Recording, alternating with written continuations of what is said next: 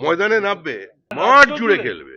আমি আমার মতো লড়াই করেছি, আমি ধৈর্যের সঙ্গে ছিলাম পার্টির কাজ করার জন্য, যে পরিবর্তন করতে হবে। তো পার্টি যদি মনে করে আমার উপযোগিতা আছে, প্রয়োজন আছে, আমাকে কাজ দেবে। দিলীপ ঘোষের সঙ্গে আজকে আপনারা না না সাংগঠনিক বিষয়ে আলোচনা হয়েছে আগামীতে আরো কি মাঠে ময়দানে যাতে দেখা যায় আপনারা চাইছেন? দিলীপ ঘোষ কি বাড়ি বসে থাকার লোক নাকি?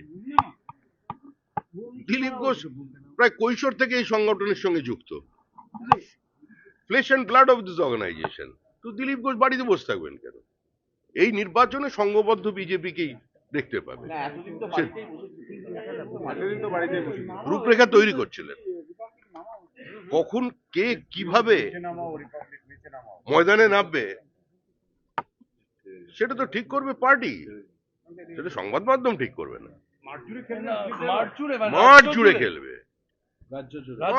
মাঠ জুড়ে খেলবে।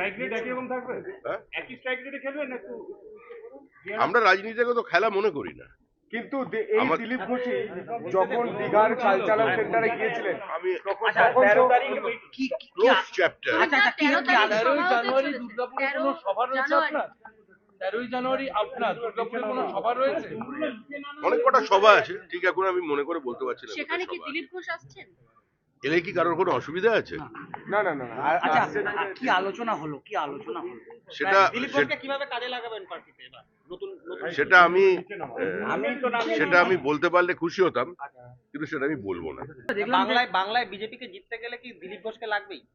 সবাইকে লাগবে, দিলীপ ঘোষ তার মধ্যে একজন।